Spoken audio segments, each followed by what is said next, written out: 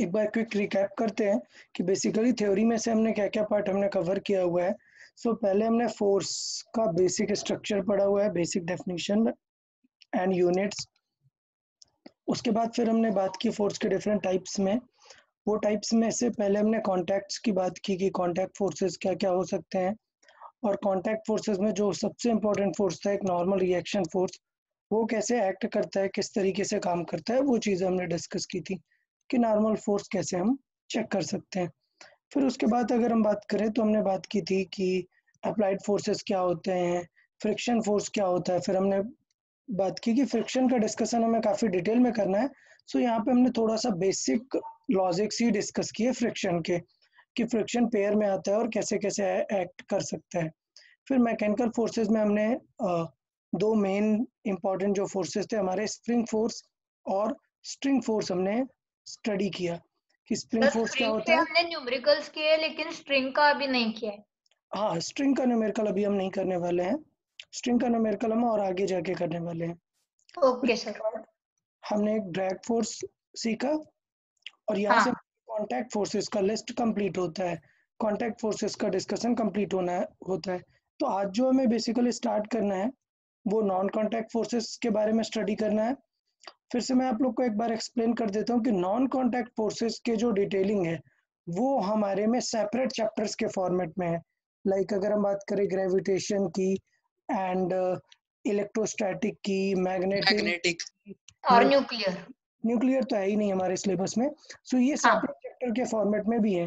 तो अभी सिर्फ हम इनका नेम और थोड़ी सी डिटेलिंग देखेंगे, और उसके बाद हम बाकी सारी चीज़ें एक्चुअल लॉज ऑफ मोशन पे एंटर करेंगे। तो आज स्टार्ट कर लेते हैं नेक्स्ट पार्ट। सर, नंबर आज हम 2, ये करने वाले हैं ना न्यूमेरिकल्स। या विल सी, देखते हैं हम पहुंच पाते हैं वहां तक कि नहीं। आज हम पहले बेसिकली स्टडी करने वाले हैं नॉन कॉन्टैक्ट फोर्सेस के बारे में।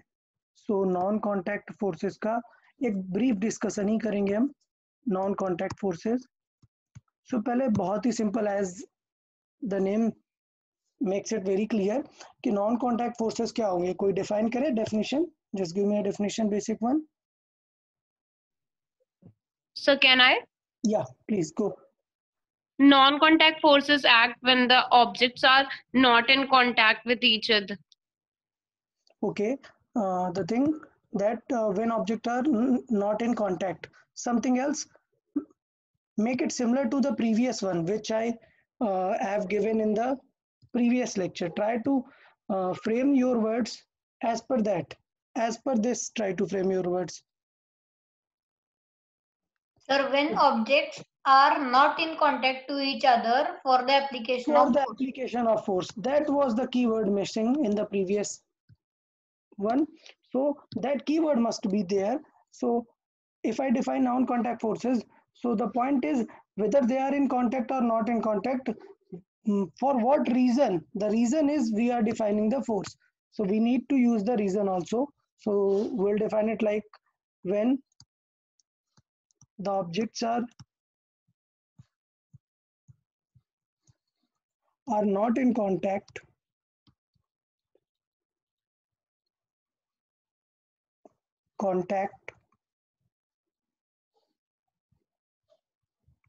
for the application of any forces.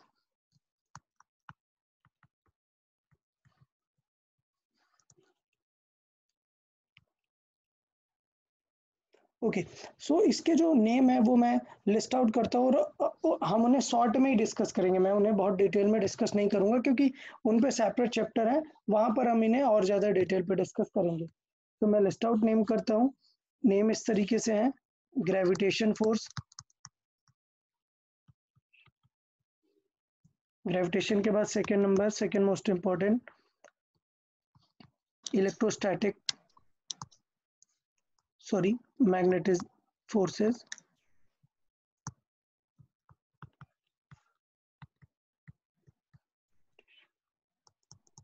Third है electrostatic forces,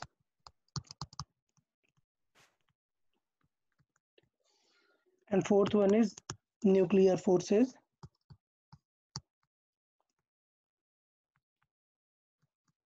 And fifth one, it is very separate, ये as a note, as a star mark एकदम 5 स्टार कैटेगरी जितना इसे हम सीखेंगे, that force is electromagnetic force.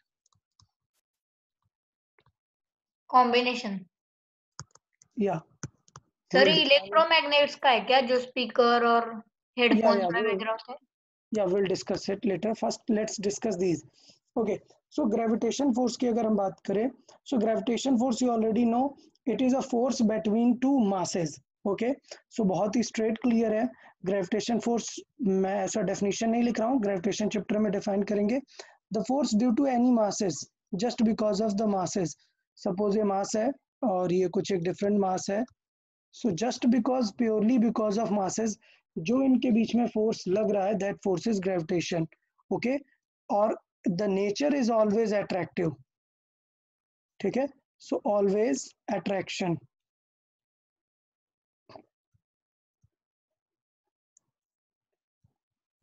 So the good thing about the gravitation force is it can never be in pulling nature. ठीक है, repulsion नहीं होगा, always attraction ही होगा। मैग्नेट की बात करें तो मैग्नेट आपको ऑलरेडी पता है, मैग्नेट आप देखते हैं कि कुछ इस टाइप के बार मैग्नेट होते हैं। बार मैग्नेट जिसमें एक पोल नॉर्थ होता है, एक पोल साउथ होता है, वो अट्रैक्ट कर सकता है कुछ आयरन पीसेस को। ठीक है, डिफरेंट मेटल्स हैं। सो लेट्स से ये एक मैग्नेट है,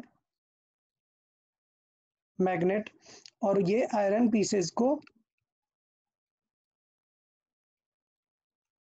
अट्रैक्ट और रिपेल कर सकता है। ठीक है, सॉरी, आयरन पीसेस को ये सिर्फ अट्रैक्ट करेगा अगर ये खुद के सेल्फ मैग्नेट के बारे में अगर हम बात करें तो सेल्फ मैग्नेट में आपको ये चीज पता है, क्लास 8 में सिखाई जाती है, that similar type of pole, suppose south pole है, so they will repel each other. Yeah so they will repel, the arrow is showing the force type. Okay, और अगर डिफरेंट के पोल्स है, मींस अनलाइक पोल्स है, suppose south के पास north pole है, so they will attract,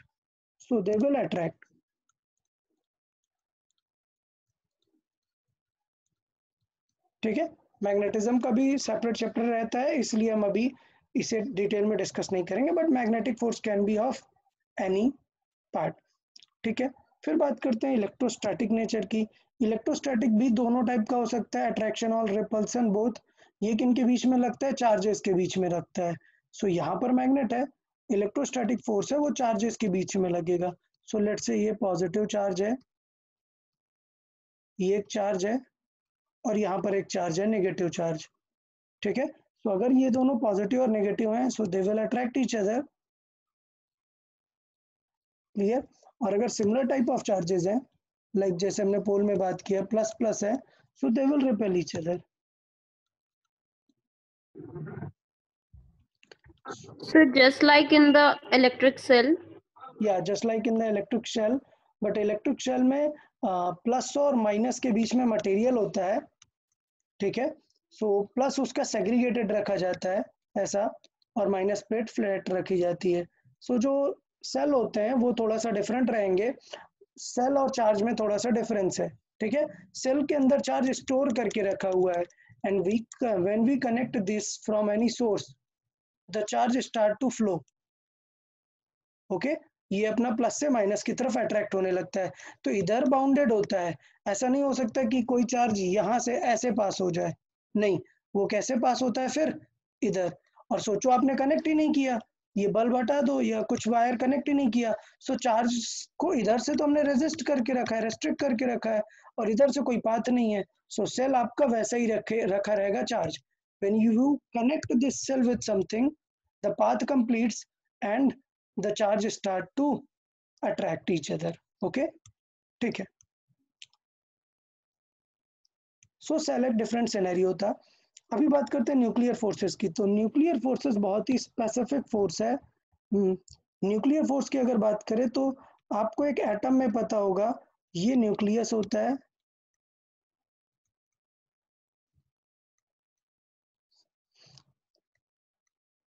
और एक लेट्स से इस तरीके से ऑर्बिट में इलेक्ट्रॉन्स मूव हो रहे होते हैं। आपको एटम के बारे में पता है, इलेक्ट्रॉन्स ऑर्बिट में, या ओके, दैट्स गुड। तो ये जो न्यूक्लियस है, विद इन द न्यूक्लियस जो फोर्सेस होते हैं, those are called nucleus nucleus forces, nuclear forces.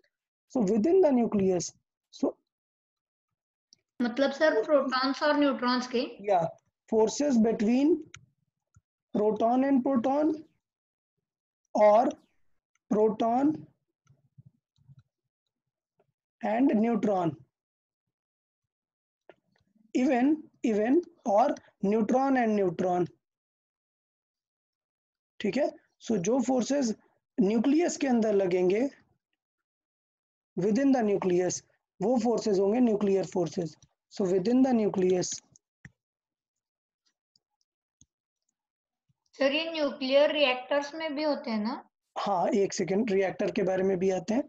All forces, all nuclear forces are within the nucleus. Within the nucleus.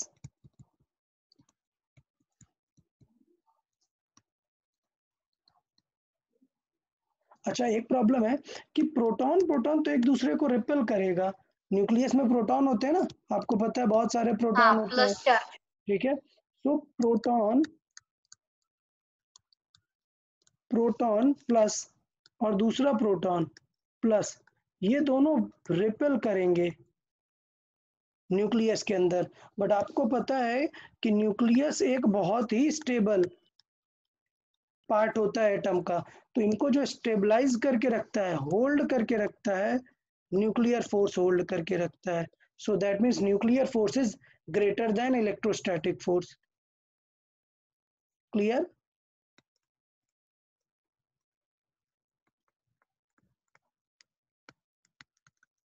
So basically nuclear forces attract करने का काम करता है इनको, और होल्ड करने का काम करता है न्यूक्लियर फोर्सेस.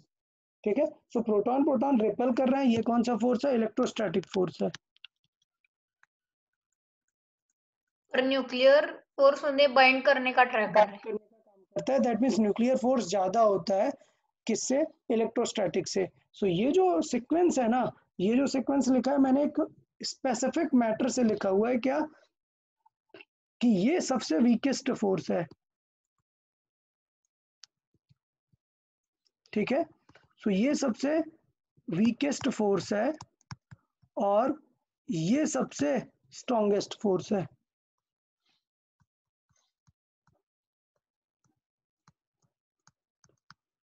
ठीक. हाँ. बट इस चेन में एक और इम्पोर्टेंट है, इस तरीके से स्ट्रॉन्गर की तरफ जा रहा है. ठीक है. वीकर टू स्ट्रॉन्गर की तरफ जा रहे हैं. अच्छा, अभी एक चीज और है, वीकेस्ट और स्ट्रॉन्गेस्ट के साथ एक और पॉइंट एडेड है इनमें. That point is shortest range. So जो ग्रेविटेशन है that has a highest range.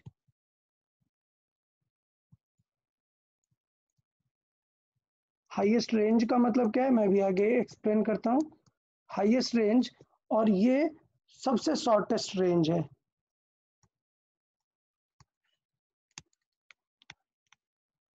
मतलब क्या है?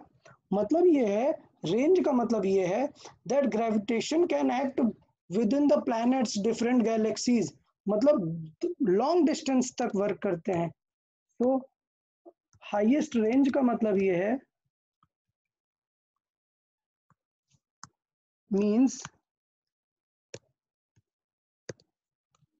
means it works for very long range and distances. Long range का मीनिंग यहाँ पर ये very long distances. even between different solar system and galaxies. So different galaxies के बीच में भी ये फोर्स लगता है. हाईएस्ट रेंज का मीन्स है ग्रेविटेशन का. ठीक है. बट ये जो शॉर्टेस्ट रेंज का फोर्स है, जो हम अभी बात कर रहे थे, शॉर्टेस्ट रेंज का मतलब ये है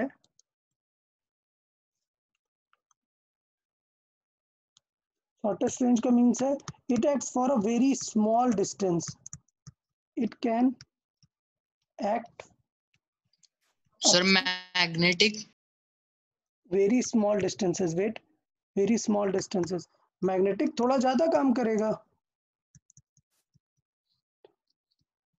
ठीक है, मैग्नेटिक थोड़ा ज्यादा करेगा, ये हाईएस्ट रेंज है मैंने बताई है,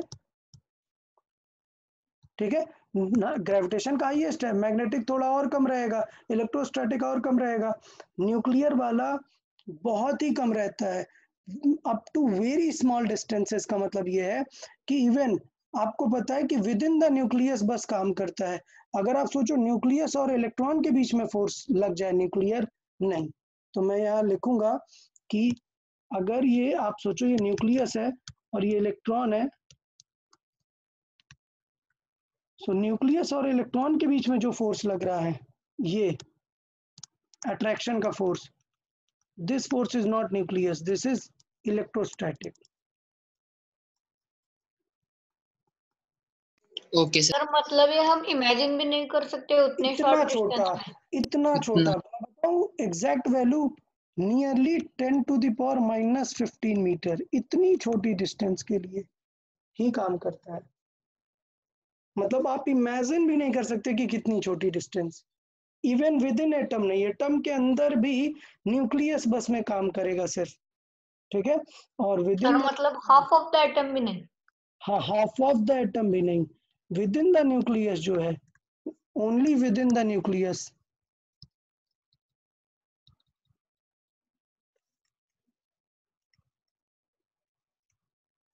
only with in the nucleons कौन सा फोर्स काम करता है, न्यूक्लियर,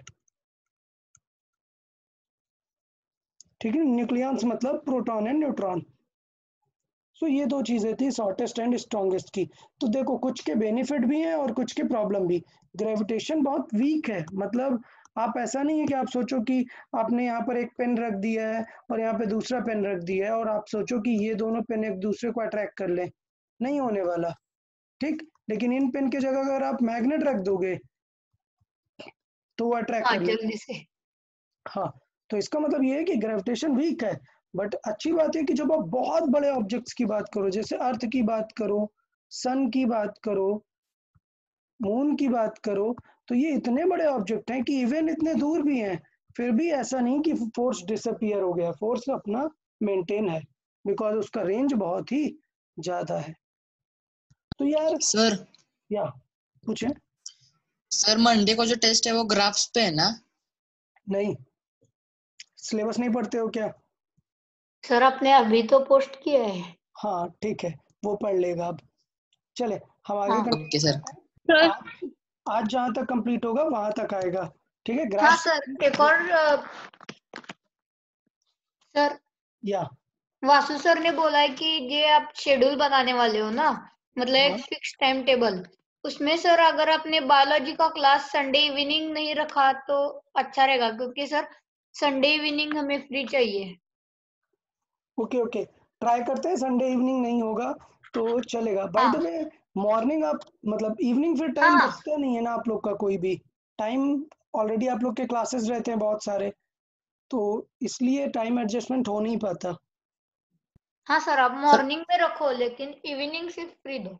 चलेगा, ट्राई करेंगे हम, मैं वासु सर को संडे मॉर्निंग रख सकते हैं। चलेगा, सर मैं संडे को कोई लेक्चर नहीं होते हमारे स्कूल के। ओके ओके हाँ समझा। सो मैं कन्वे करता हूँ मैसेज, संडे मॉर्निंग ट्राई करते हैं बायोलॉजी का रखने का, ओके, ओके सर। हाँ ठीक है, okay excuse thank you me sir. sir. Okay. चले तो अभी हम एक पॉइंट बता रहा था मैं, इलेक्ट्रोमैग्नेटिक फोर्स, याद है, स्टार मार्क करके एक सेपरेटली हम देखने वाले थे, इलेक्ट्रोमैग्नेटिक फोर्स।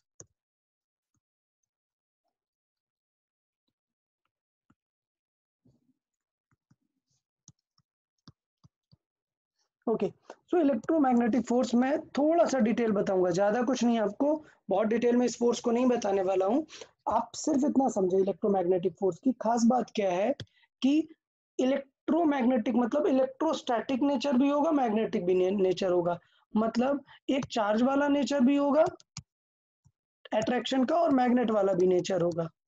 प्रॉब्लम ये है कि चार्ज और मैग्नेट साथ साथ कहाँ मिलेंगे आपको, ऐसा साथ में मिलना तो टफ है, ठीक है, तो एक थ्योरी है जो हम क्लास 10th में पढ़ेंगे, क्या कि when a charge start to moves, समझे, सपोज ये एक प्लस चार्ज रखा है, it can attract this negative charge, okay, ये प्लस है, अट्रैक्ट कर सकता है नेगेटिव चार्ज को। सोचो मैं यहाँ पे आयरन रख दूं, बहुत सारा है आयरन फिलिंग्स, आयरन पीसेस, तो क्या ये चार्ज अट्रैक्ट करेगा क्या इन्हें? No sir. नहीं करेगा, नो सर। ओके। बट हम एक थ्योरी क्लास 10th में पढ़ेंगे कि अगर ये चार्ज मूव होने लगे, स्पीड दे दो इसे, तो ये देखा गया कि ये अट्रैक्ट कर लेगा अब इन्हें। मतलब सुनिएगा, a static charge can attract sir only theory का चार्ज। नाम क्या है? थ्योरी का नेम कुछ नहीं है, सिर्फ इलेक्ट्रोमैग्नेटिक थ्योरी है, ठीक है। तो पॉइंट अभी ये है कि जब कोई एक charge, charge means electric part, move करने लगता है स्पीड से, तो उसके पास मैग्नेटिक इफेक्ट भी आ जाता है। क्लियर? इस चीज को मैं और अच्छे से फील कर सकता हूँ। आपको पता होगा कि करंट, सपोज एक वायर है, वायर में क्या फ्लो होती है? करंट, ठीक है। करंट मतलब क्या फ्लो हो रहा है? इलेक्ट्रिसिटी। इलेक्ट्रिसिटी मतलब इलेक्ट्रॉन्स फ्लो होते हैं एक्चुअली, ठीक है। सो क्लास 10th में करंट भी पढ़ेंगे हम और ये थ्योरी भी पढ़ेंगे, ठीक है, तो टेंशन नहीं लेना है। क्लास 10th का पहला ही चैप्टर है करंट और दूसरा चैप्टर है मैग्नेटिक नेचर। तो करंट में क्या होता है, एक मैग्नेटिक नेचर भी आ जाता है, ठीक है। और अगर आप इस वायर के आसपास में कोई मेटल पीसेस रखेंगे, रस्ट वगैरह, तो वो इसमें जो है अट्रैक्ट होने लग जाती है, ठीक है। इसलिए वायर्स पे ज्यादा होता है क्या? हाँ, सो इसलिए करंट मतलब मूविंग चार्ज, करंट मतलब मूविंग इलेक्ट्रॉन, और मूविंग इलेक्ट्रॉन मैंने बताया कि वो मैग्नेटिक नेचर कैरी करते हैं। तो मैं जल्दी से समराइज करता हूँ इस थ्योरी को। यहाँ पर एग्जैक्टली हमें करना क्या है, मैं यहाँ पर लिखता हूँ, a moving charge, a moving charge possesses, sir charge रह गया लिखना। yeah, okay, sorry, a moving charge has a field of influence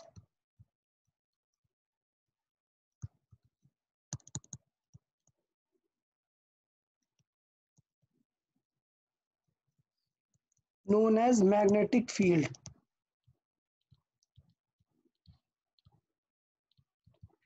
okay.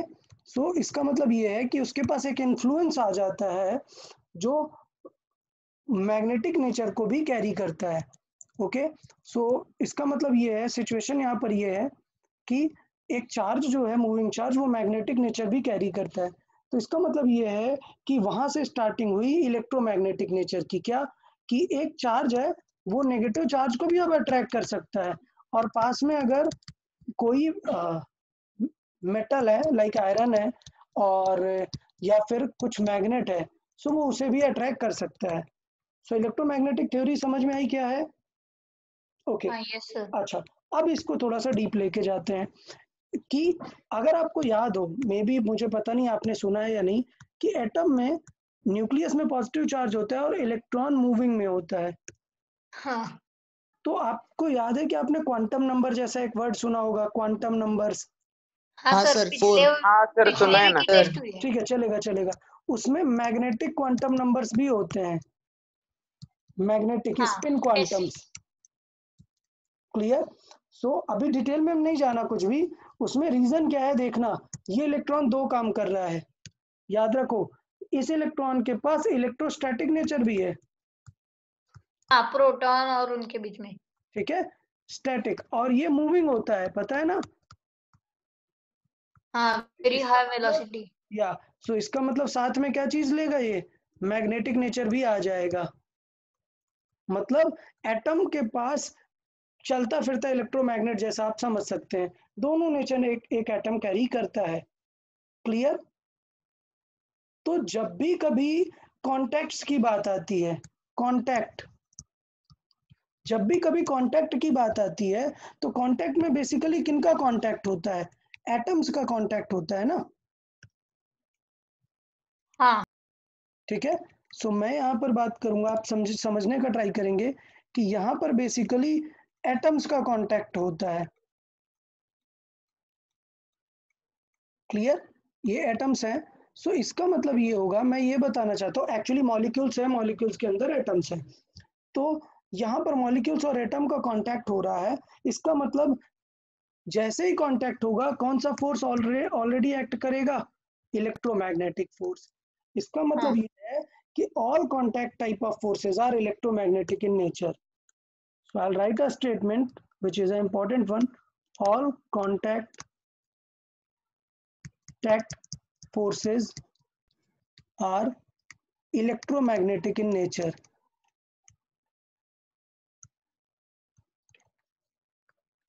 In nature. Okay. So which force is electromagnetic? Suppose मैं example दूं, एक example wise थोड़ा सा feel करेंगे तो आप better रहेगा. Which of the following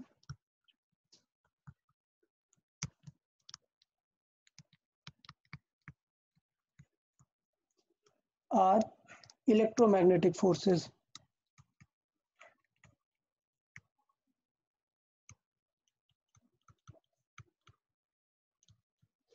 ठीक है. So options are your friction force,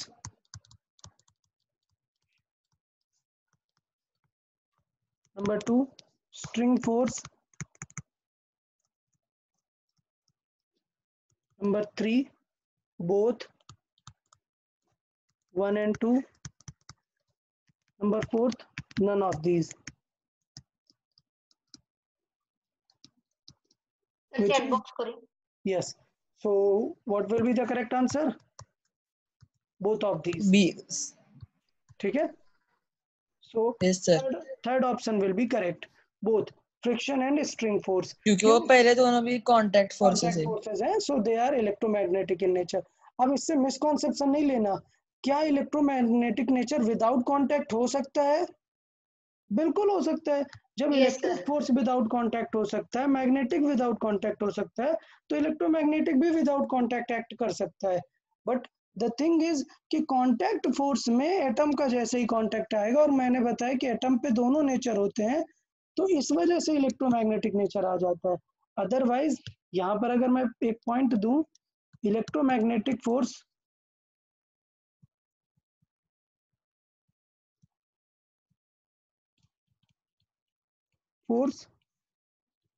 can act without contact. हाँ, या इंडिपेंडेंटली। ठीक है. सो ये इंडिपेंडेंट है, विदाउट कांटेक्ट भी कर सकता है, लेकिन कांटेक्ट अगर है तो एटम्स का जैसे ही कांटेक्ट आए तो there is a possibility of an electromagnetic nature to be used. तो सारे फोर्सेस इलेक्ट्रोमैग्नेटिक में तो आ ही जाएंगे. तो ये थ्योरी था नॉन कांटेक्ट फोर्सेस के बारे में, जो हमने कुछ एग्जांपल्स के थ्रू यहाँ पर डिस्कस किया हुआ है. अभी बताओ किसी को नॉन कांटेक्ट में कुछ डाउट है तो पूछें. No sir. Okay, good. So we can start now the actual part of our lesson, which are laws of motion. Okay, so let's start the laws of motion. ठीक है. So इन्हें हम बहुत ज़्यादा डिटेल में डिस्कस करने वाले हैं. इनका बेसिक फॉर्मेट आपने क्लास 8th में थोड़ा सा सुना होगा, नो प्रॉब्लम, बट अभी हम इन्हें अच्छे से डिटेल में डिस्कस करेंगे. सो स्टार्ट कर लेते हैं. There are 3 laws of motion. So थोड़ा सा स्टार्ट करते हैं फर्स्ट से. ओके, बताएं फर्स्ट लॉ. इनर्शिया. या समथिंग मोर, एनी सर मतलब theory part. Yeah theory part. The object which is going forward will always try to go forward. हाँ sir, ऐसा ही था कुछ. Okay, It will be rectilinear motion. या आप बोले. Sir मैं बोलूं? हाँ चलेगा. Object's ability to resist change in motion. Okay ठीक है, good. Someone else. An object in motion remains in motion until an external force acts on it. Okay, And an object at rest remains at rest until an external force acts on it. Okay, very good. Something else? External unbalanced force. Okay, very good, very good. That's more clear. Someone wants to add something more? Okay, so let's see it then. Statement देख लेते हैं, पहले statement समझ लेते हैं. First law simply क्या है? First law simply ये बता रहा है कि सपोज एक ऑब्जेक्ट है, ठीक है, 3 केसेस के बारे में आपको ये जस्टिफिकेशन देने वाला है. सपोज एक ऑब्जेक्ट है and it is at rest, ठीक है, so it will be at rest. बहुत ही सिंपल सी बात है. सो न्यूटन को इतना ज़्यादा ये जो लॉज ऑफ मोशन है basically they are proposed by Newton, so also known as Newton's laws of motion. ठीक है, so Newton's laws of motion भी बोलते हैं इन्हें. अभी पॉइंट ये कि आपको भी पता है कि एक ग्लास रखा हुआ है तो वो ग्लास रखा ही रहेगा जब तक कि आप उसको मूव नहीं करोगे. तो ऐसा नहीं कि फर्स्ट लॉ की वजह से न्यूटन को इतना ज्यादा इंपॉर्टेंस देते हैं. All 3 laws are important. Yeah all 3 laws are important. First वाला सबको फील होता है कि if it is at rest it will be at rest. ठीक है, सेकंड सिनेरियो देखें. सेकंड सिनेरियो काफी इंपॉर्टेंट है, ये आप लोग को फील नहीं होता. एफएमए वाला ना. या सपोज एक बॉल है और वो किसी सिंपल एक v स्पीड से जा रही है. सो सेकंड स्टेटमेंट है कि until and unless we apply a force on it, it will keep on moving with the same speed. ठीक है, सेम स्पीड. सो ये चीज थोड़ा सा इंपॉर्टेंट है कि same speed it will maintain if you do not apply any force. And second thing is about the direction. Suppose some object is moving vertically down, ठीक है, so it will keep on moving downward until and force apply and changes its direction. Okay, so it will maintain the direction also. अच्छा, अभी क्या होगा? अभी सोचो यहाँ से हवा चलने लगे तो क्या होगा? एयर इसको मूव करा देगा, ये ऐसे टिल्ट हो जाएगा, सो डायरेक्शन चेंज हो जाएगी, but there is a air force. Okay, so maintains the direction also. So basically first law states about these 3 parameters कि अगर नेट फोर्स नहीं अप्लाई हो रहा है, नेट, और आपको अगर प्रीवियसली याद हो मैंने आपको समझाया था नेट फोर्स का मीनिंग क्या है. नेट फोर्स का मीनिंग है बैलेंस फोर्स. ठीक है, अगर बैलेंस है मींस नेट कितना है? 0. सो अगर बैलेंस फोर्स लगेगा then there is no effect. अगर अनबैलेंस फोर्स लगेगा then they can change their position. So I will write the statement. An object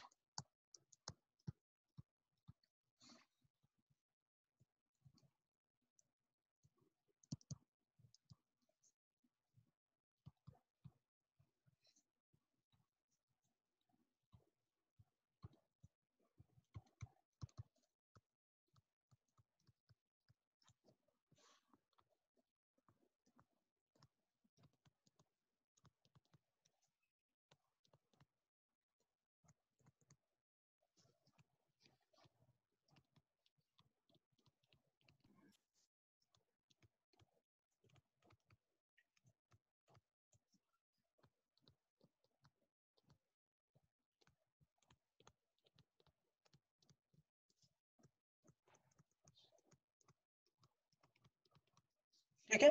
so अगर अनबैलेंस फोर्स एक्ट नहीं कर रहा है so it will maintain its detailings. Rest पे तो rest पे रहेगा, मूव हो रहा है so it will keep on moving with the same speed. और अगर एक डायरेक्शन मेंटेन किया हुआ है तो डायरेक्शन भी मेंटेन करेगा जब तक कि एक अनबैलेंस्ड फोर्स नहीं लग रहा. व्हिच मींस, इस सिनेरियो को समझाऊं. सो अगर एक ऑब्जेक्ट है और इसको मैं समझे, एक बार ऊपर का दिखाओ ना. या ठीक है. सो अगर एक ऑब्जेक्ट है और उसमें मैंने एक फोर्स लगा दिया, लेट्स से 10 न्यूटन का फोर्स लगा दिया, ठीक है, still not moving, still not moving. बताओ which law it is following? Which law it is following? Sir आप रिपीट कर सकते हैं, मेरा कनेक्शन गया था. Yeah, it's okay. So suppose there is a box and we are applying a 10 Newton force on it, still it is not moving. Then it belongs to which law of motion? So it belongs to first law. First law, because it is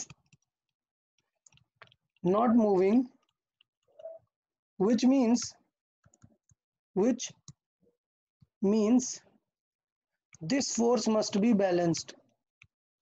This force must be balanced because अगर balanced है तो वो move नहीं हो रहा है, अगर unbalanced है then only it will move.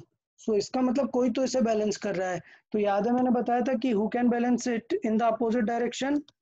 Friction. Friction. Very good. Friction. So friction will balance with the same amount. So friction is balancing this force. This force, okay? So friction की friction value भी same force लगा रहा है. yes friction भी same force लगाएगा. So friction की value अगर मैं देखूं so it will be 10 Newton. 10 Newton. ठीक है. सो ये फर्स्ट लॉ से हम एक इंटरप्रिटेशन लगा सकते हैं कि ये जो है मूव कर रहा है, दैट मीन्स अगर मूव नहीं कर रहा है that means force are balanced, then you know there must be an opposite force, so that force is friction. तो ये चीज था फर्स्ट लॉ. अगर अनबैलेंस फोर्सेस नहीं है तो वो नहीं मूव कर रहा होगा. ठीक, लाइक एक सिनेरियो देख लें और ये बॉक्स है और यहाँ पर एक इसे 10 न्यूटन से ऐसे पुश कर रहा है और यहाँ पे एक 10 न्यूटन से एक ऐसे पुश कर रहा है. So are these force balanced or not? Yes. Yes. Forces are Yes, sir. Good. So forces are balanced मतलब कि नेट फोर्स क्या है? जीरो है. 0. ठीक है. Zero. Is there any requirement of friction? No. No requirement No, of sir. Friction. Okay good. So no requirement of friction.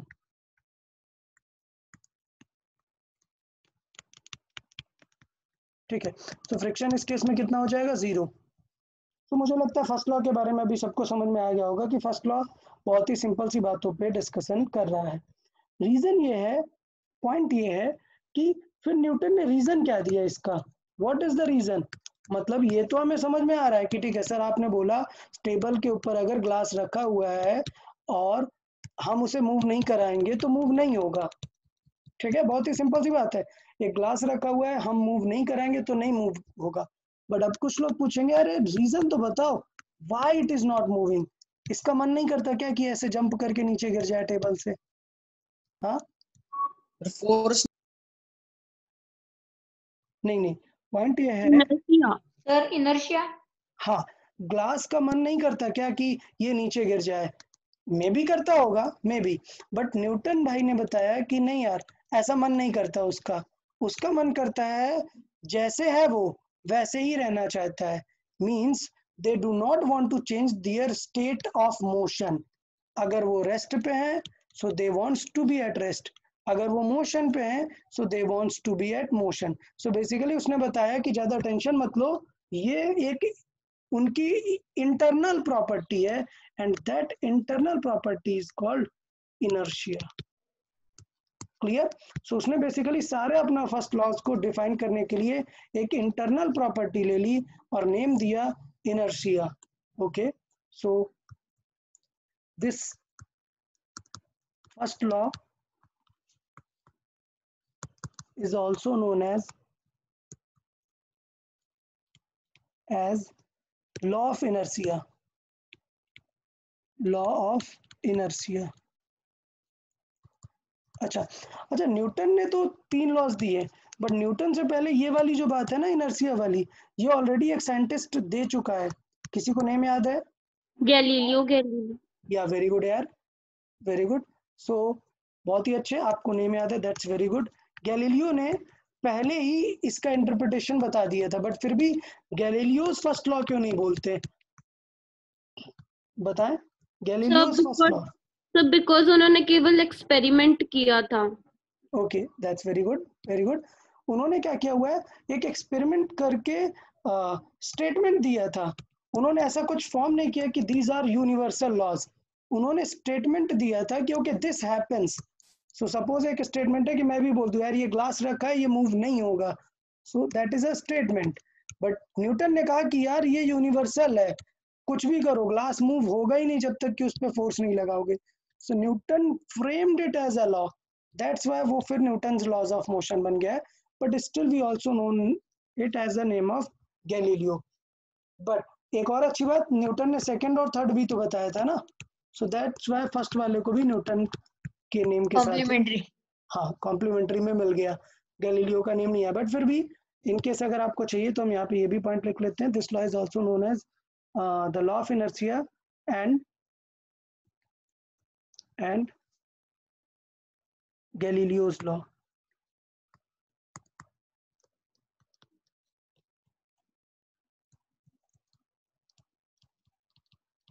ठीक है, first law Galileo ने भी दिया इसलिए उसका नेम भी ऐड कर सकते हैं। अच्छा, अब हम उस प्रॉपर्टी को पढ़ लेते हैं जो हम बार बार अभी बोल रहे हैं, क्या, इनर्शिया। इनर्शिया की डेफिनेशन कोई बताए?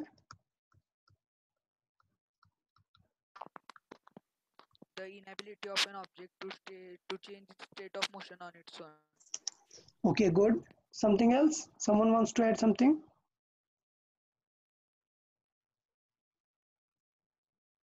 Anything someone wants to add with inertia?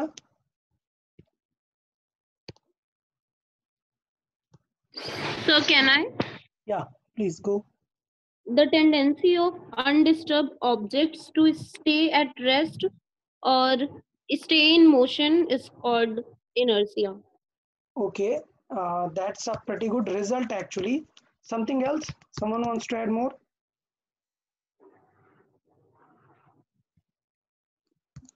Okay, so all right, don't worry. Inertia, as Anshika said, like to maintain the rest and or it is in motion, so maintain the motion. So actually, of course, to maintain it, but what we say that it resists the change.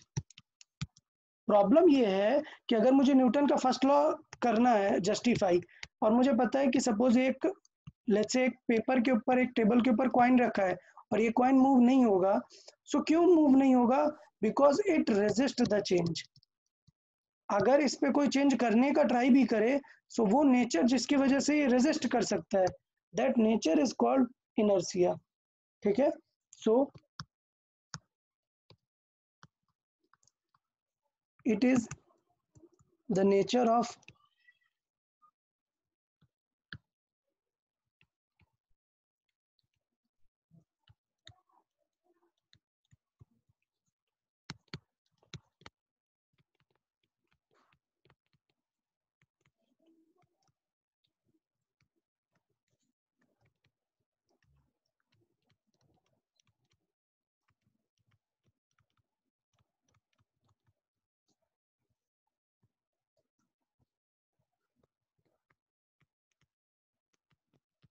so it is the nature of any object to resist the change of state of motion or rest. so वो rest पे तो rest पे रहेगा, motion है तो motion है, कुछ भी चेंज करोगे तो वो रेजिस्ट करेगा, and that is called inertia. और इसका ज़्यादा डिटेल हम नहीं पढ़ेंगे, सिर्फ शॉर्ट में हम देखें कि ये 3 टाइप का होता है और 3 टाइप का रेजिस्टेंस क्रिएट करता है, लाइक इनर्शिया ऑफ रेस्ट। तो मुझे एक्सप्लेन करने की जरूरत नहीं है, आप लोग को सब समझ आया कि इनर्शिया ऑफ रेस्ट मतलब it will try to resist the rest. अगर कोई मूव करना चाहेगा तो वो रेजिस्ट करेगा, it will try to be in rest. Next is inertia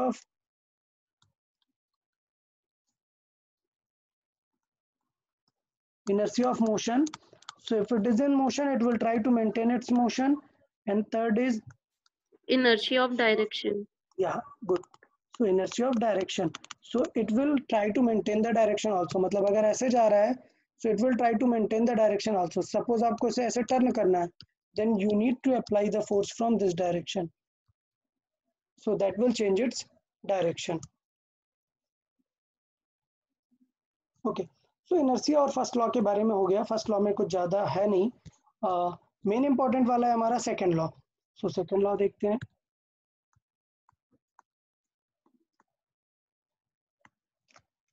second law statement, बहुत सारी बुक्स स्टेटमेंट लिखती हैं सेकेंड लॉ का, क्या, that second law is force is equal to mass into acceleration. This is not the second law, this is like a result of second law.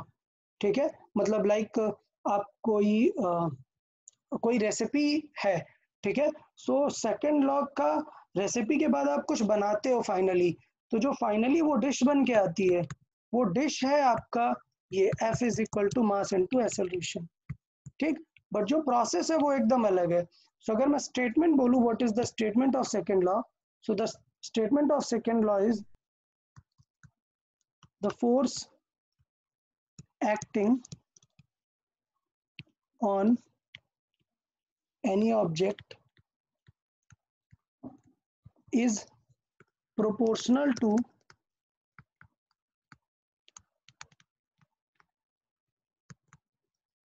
the rate of change of momentum. मतलब Rate sir acceleration of change of its momentum. ठीक है. So actually the force acting on any object is proportional to the rate of change of its momentum. मतलब थोड़ा सा समझे यहाँ पर कि यार फिजिक्स में रेट ऑफ चेंज का मतलब होता है डिवाइड बाय टाइम. मैंने बार बार बताया, सपोज मैं बोलूँ rate of change of x, मतलब एक्स डिवाइडेड बाय टाइम. ये फिजिक्स में रेट ऑफ चेंज का मतलब होता है. रेट ऑफ चेंज का मतलब होता है with respect to time. So basically momentum के बारे में हमें थोड़ा सा पहले पता होना चाहिए. सो अगर मैं यहाँ पर चाहिए तो ये स्टेटमेंट लिख देता हूँ, वेयर मोमेंटम का मीनिंग होता है, मोमेंटम को p से रिप्रेजेंट करते हैं, it is a vector quantity and it is m into v, mass into velocity. ठीक है. सो ये मोमेंटम के बारे में हमें पता होना चाहिए. सो अभी सेकेंड लॉ का स्टेटमेंट क्या है? That force is proportional to rate of change of momentum. So it is proportional to rate of change of momentum. अच्छा, अच्छी बात यह है कि फिजिक्स में जब ये प्रोपोर्शनलिटी हटता है तो एक कांस्टेंट आता है, और लकीली जो हमारा इसका सॉल्विंग है उसमें कांस्टेंट क्या आता है? 1 आता है. बेसिकली प्रोपोर्शनल को हम डायरेक्टली कन्वर्ट कर सकते हैं, कोई टेंशन नहीं है. Force is equal to rate of change of momentum. Rate मतलब टाइम का डिवाइड, चेंज ऑफ मोमेंटम मतलब उसको लिखते हैं डेल्टा. तो फिजिक्स में इस टर्म को लिखते हैं delta p by delta t से. सो बेसिकली अगर हम बात करें तो ये हमारा एज अ फॉर्मूला आएगा. यहाँ पे मैं कुछ वर्ड्स लिखता हूँ. ऑलरेडी वैसे मैं बोल चुका हूँ कि फिजिक्स में ये जो सिंबल होता है इसका मतलब होता है डेल्टा,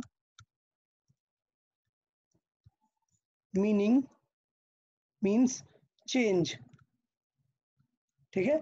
तो डेल्टा का मीन होता है चेंज. सो डेल्टा पी मतलब चेंज इन पी, ये हमारा इसका मीनिंग है. अच्छा, अब यहाँ पर समझें कि अगर p एक फंक्शन दिया है, याद है अगर p कुछ ऐसा दिया है t cube plus T square, हाँ डिफरेंशिएशन, तब डिवाइड बाय t नहीं करेंगे, क्या टी करेंगे? स्क्वायर या डिफरेंशिएशन करेंगे. मैंने कई बार बताया कि अगर फंक्शन दिया होगा तो हम डिफरेंशिएशन करेंगे. तो मैं यहाँ पर एक और फॉर्मूला लिख देता हूँ, इसको लिख सकते हैं dp बाई dt. कब? When it is a function. ठीक है. सो इसका भी मीनिंग होता है चेंज, बट कभी फंक्शन के फॉर्मेट में गिवन होगा तो dp भी यूज कर सकते हैं. ठीक है. मैं दोनों एग्जांपल आपको एक बार एक्सप्लेन करूंगा तो टेंशन नहीं लेना है. अच्छा, या सर ये हमने राइट साइडेड एरो क्यों दिया है? यार याद है ना, वेलोसिटी में बनाते थे, डिस्प्लेसमेंट में बनाते थे. Vector quantity. वेक्टर क्वांटिटी है. इफ हाँ. This arrow shows vector quantity, suppose x के पावर कुछ ये एरो है, so this arrow shows vector quantity. हाँ हाँ. So this arrow shows x is a vector quantity. Okay, ठीक है. अच्छा, अभी एक खास बात आती है कि यहाँ पर मैं आपको दो बहुत ही स्पेशल चीजें बताऊंगा. मैं क्यों बोलता हूँ सेकंड लॉ ज्यादा इंपॉर्टेंट है? क्या? मोमेंटम का फॉर्मूला क्या है? मोमेंटम का formula p is equal to m into V. ठीक है. तो यार देखो, आपको टाइम के साथ चेंज करना है, तो आपको पता है क्या मास चेंज होगा? क्या नहीं, क्या चेंज होगी? वेलोसिटी चेंज होगी. ठीक है. Sir can you repeat? या देखिए, as we know that the formula of force is change in momentum upon time. ठीक है. चेंज इन टाइम लिख दो और सिर्फ टाइम लिख दो. टाइम का मीनिंग ये है कि आप चेंज ही चेक करेंगे कि कितना टाइम कंज्यूम हो गया है. तो मैं यहाँ पे पॉइंट ये बता रहा था कि डेल्टा पी मतलब चेंज इन दिस मोमेंटम, और चेंज इन मोमेंटम तो दो तरीके से आ सकता है ना। तो मैं यहाँ पे एक चीज लिखूंगा, delta P means change in momentum, change in momentum.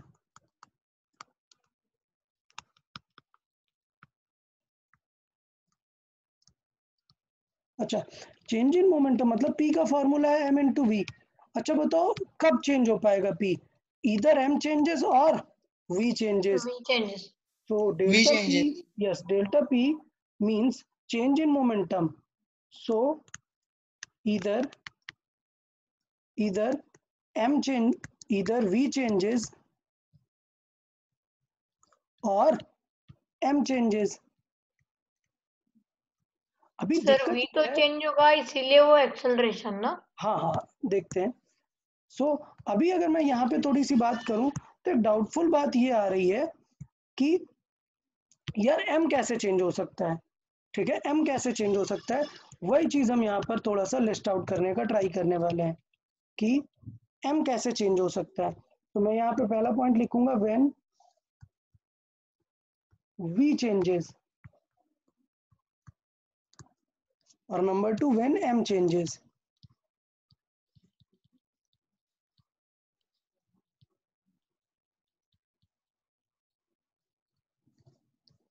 ठीक है, व्हेन v चेंजेस ये बहुत ही सिंपल है, ये तो हम तुरंत लिख देंगे that f is equal to delta p by T है। ठीक है, अच्छा डेल्टा p बाई टी में p को लिख सकते हैं m into V. So m तो चेंज नहीं हो रहा है, सिर्फ चेंज कौन हो रहा है, v। क्लियर, सबको ये समझ में आया कि p, डेल्टा p का मतलब है इधर m चेंजेस और v चेंजेस। तो अभी मैं मान रहा हूं व्हेन v चेंजेस, m नहीं चेंज हो रहा है, तो डेल्टा किसको लगा देंगे, v को लगा देंगे। तो इसका मतलब f इज इक्वल टू क्या हो जाएगा, m चेंज नहीं हो रहा है, m इंटू डेल्टा v बाई टी। और बताओ डेल्टा v बाई टी को क्या लिख सकते हैं, एक्सेलरेशन। ठीक है, yes yes very good. So f is equal to लिख सकते हैं m इंटू डेल्टा v मतलब final speed minus initial speed upon time. इधर हम ये लिख सकते हैं और हम लिख सकते हैं f is equal to m into A. ठीक है, तो ये दो फॉर्मूले हमारे पास यहाँ पर आ जाते हैं। इधर चेंज इन स्पीड करके लिख सकते हैं डेल्टा v को, और हम एक्सेलरेशन के जैसे भी लिख सकते हैं। तो हम जो पढ़ते हैं, जो f is equal to m books में लिखा होता है, that is just a result, हाँ एक प्रोडक्ट। कुकिंग का एक प्रोडक्ट है। ठीक है, अभी हमने कुकिंग स्टार्ट की तो जरूरी थोड़ा है ना कि सिर्फ भाजी बनाएंगे, चपाती भी बनाएंगे। सो इट इज लाइक कि ये एक्स्ट्रा पार्ट है, ये तो अच्छा है, ठीक है, ये डिलीशियस है, एकदम मेन है, बट एक साथ में एक्स्ट्रा पार्ट भी आ सकता है, क्या, एम चेंजेस का। अच्छा, एम चेंजेस मतलब देखना क्या होगा, एम चेंजेस होगा तो एफ इज इक्वल टू, इसका मतलब क्या होगा, वी को नहीं चेंज करना है, किसे चेंज करना है, एम को, डेल्टा एम बाई टी। ठीक है, इसका मतलब ये है कि यार ये बहुत ही अलग सा सिनेरियो, बहुत ही अलग सिनेरियो। कोई एग्जांपल बताएगा जहां पर मास चेंज हो रहा हो, ऐसा कोई सिस्टम बताओ जहां पे मास चेंज हो रहा हो। हीटिंग कूलिंग में। किसमें, कौन सा कूलिंग? सर एक्सपांशन अगर मेटल का हुआ तो मास। नहीं, मास चेंज नहीं होता, दूसरा कुछ, मास कन्वर्टर। या हाँ बर्निंग अ कैंडल, ओके गुड, बर्निंग अ कैंडल, बर्निंग अ कैंडल में मास चेंज होता है। प्रॉब्लम ये है आपको मास को स्पीड के साथ चेंज करना है, क्योंकि अगर आपने स्पीड 0 कर दी तो कुछ फर्क नहीं पड़ता कि मास कितना चेंज हो रहा है, आंसर तो 0 आएगा। सर फोर्स चेंज होता है तो फिर मास भी चेंज। हाँ नहीं, मैं वो बता रहा हूँ कि मास चेंज होने का हमें एग्जाम्पल बताना है, तो कैंडल तो अच्छा एग्जाम्पल नहीं होगा क्योंकि उसमें स्पीड नहीं है। मैं बताता हूँ आपको एक अच्छा सा एग्जाम्पल, बहुत ही थर्मोडायनेमिक्स। नहीं, थर्मोडायनेमिक्स की जरूरत नहीं है, बहुत ही एक सिंपल सा एग्जांपल बताता हूँ। बलून, बलून के अंदर एयर है, ठीक है, अभी हाँ तो ये वो बलून अच्छा नहीं है, लेट्स से ये बलून है, ठीक, और बलून के अंदर एयर है। अब ये बताओ जैसे ये बलून आपने ओपन कर दिया तो ये एयर बाहर आएगा, हाँ सर। तो भले ही मास बहुत कम हो रहा है बट स्पीड से एयर आएगी ना बाहर, हाँ मतलब स्पीड भी है, हाँ सर। मास भी बदल रहा है, इसका मतलब क्या आएगा, एक फोर्स। सो कभी आपने गेस करने का ट्राई किया कि आप अगर ऐसे बलून को छोड़ दो सो बलून ऐसा रैंडमली मूव करने लगता है, कि कौन फोर्स लगाता है उसे? अगर आप न्यूटन के तरीके से देखो, हवा। अरे हवा फोर्स नहीं लगा रहा, पॉइंट ये है एटमॉस्फेरिक प्रेशर भी नहीं है, इट इज दिस फोर्स, ठीक है। And this force has a specific name, I will name it just, but just let me tell you, कोई भी और फोर्स नहीं लग रहा है उसमें, वो इधर उधर मूव कर रहा है, किस फोर्स की वजह से? इस वाले फॉर्मूले की वजह से, क्या? जहां पर स्पीड है और मास चेंज हो रहा है। ये बात समझ में आई कि नहीं? ये बात डाइजेस्ट हुई कि नहीं? because mass is changing there is a speed, that means this force is applicable on the system of balloon. Yes sir, yes sir. अब मैं कितने बड़े सिस्टम की बात कर रहा हूँ, just keep your mic off Siddhesh. Okay, so अभी एक बहुत बड़े सिस्टम की बात कर रहा हूँ, रॉकेट पता है आपको? अच्छा एक सेकेंड, बहुत ही सिंपल सा, बहुत ही सिंपल से सिनेरियो से याद करता हूँ। सपोज आपके पास एक कार है, ठीक है, और उसको आप ऐसे पकड़ के एयर में ले जाओ और कितना भी इंजन चलाओ, क्या कार मूव करेगा? नो नो क्या सर। इंजन कभी मूव करा पाएगा उसको?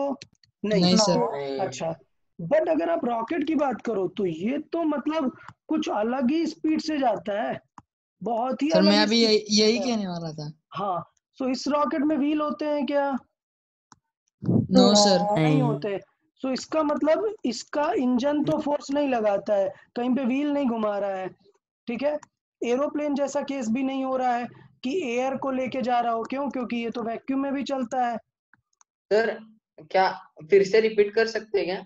ओके, जैसे sir aeroplane, can you please repeat, आपका आवाज नहीं आ रहा था। Okay just wait, so I am discussing about the rocket, okay, so rocket के केस में बात करें, so rocket is different from aeroplane, why? because aeroplane को एयर चाहिए, एयर मतलब एयर प्रेशर के थ्रू चेंज होता है, वो एरोडायनेमिक्स लगता है, बट ये तो वैक्यूम में भी चल सकता है ना रॉकेट, ठीक है। रॉकेट मतलब वो दिवाली वाला रॉकेट नहीं, एक्चुअल जो रॉकेट कैरियर होता है, सैटेलाइट कैरियर्स, हाँ, तो उनकी बात करें अगर तो वो वैक्यूम में भी चल सकते हैं। मतलब कौन है यार, ये कौन सा स्पेशल फोर्स है जो इसको लग रहा है? तो मैं बताता हूँ वो क्या स्पेशल फोर्स है। अब देखेंगे यहाँ पे बहुत सारा इग्निशन होता है, बहुत सारी गैस बर्न हो रही होती है, ठीक है। तो गैस बर्न हो रही होती है, तो इसमें ये जो रॉकेट होता है ना, आप देखोगे तो रॉकेट में सिर्फ इतनी चीज काम की होती है, बाकी इतनी चीज पता है क्या होती है? फ्यूल। सर वो गिर जाती है ना। हाँ, बाद में गिर जाएगी, फ्यूल खत्म हो हाँ जाएगा। सर। सो इसका मतलब ये है, अगर मैं एक 500 kg का रॉकेट की बात करूंगा, मैं यहाँ पर लिखूंगा नहीं, रेस करने वाला हूँ तो थोड़ा सा ध्यान देना है। 500 kg की बात करूंगा तो रियल में रॉकेट पता है कितना होगा? 50 kg, और 490 kg उसके पास फ्यूल होगा। ये रेशियो होता है रॉकेट में, समझ रहे हो? 1:9। हाँ, मतलब एक रफ रेशियो है कि इतना लगभग रेशियो होता है कि 10% से ही रॉकेट का वेट होता है, बाकी 90% उसके पास फ्यूल होता है। तो इसका मतलब जब ये गैस बर्न करता है, मतलब फ्यूल को बर्न करता है, तो ये क्या करता है? गैसेस को स्पीड देता है, स्पीड, और मास भी कम हो रहा है। मान लो 1 लीटर पर सेकेंड कंज्यूम कर रहा है, सो 1 लीटर पर सेकेंड हो गया मास कंजम्पशन, और किस स्पीड से थ्रो कर रहा है? लेट्स से 20 की स्पीड से, तो इसको कितना फोर्स मिलने लगेगा? 20। इसलिए आप 20। देखते हो जब ये फर्स्ट टाइम लिफ्ट होता है तो बहुत सारी गैसेस, बहुत एग्जॉस्ट निकालता है, क्यों? क्योंकि ये मास बहुत ज्यादा उसे देना पड़ेगा ना, और स्पीड भी देनी पड़ेगी, तब जाके कहीं फोर्स मिलेगा कि वो लिफ्ट ऑफ हो पाए। सर वो 20 मतलब उसका यूनिट क्या होता है? अरे स्पीड का जो यूनिट होगा यार, स्पीड इनटू है ना, स्पीड इनटू मास हाँ अपॉन सर। तो एक होगा मीटर पर सेकेंड और एक होगा कि मास कितना स्पीड से कम हो रहा है, केजी पर सेकेंड। Okay sir. ठीक है। अच्छा, तो ये जो स्पेसिफिक फोर्स है, आपने इस वर्ड को सुना होगा, इस फोर्स को बोलते हैं थ्रस्ट। आपने मूवीज में सुना होगा change the thrust, thrust sir ये कार, हाँ सर। थ्रस्ट। हाँ, सर वो बार कार बार रेस में नाइट्रो होता है वो। हाँ, वो थ्रस्ट होता है हाँ हाँ exactly। वो जो नाइट्रो बूस्टर होता है वो थ्रस्टर ही यस सर। होता है, उसका दूसरा नेम होता है थ्रस्टर।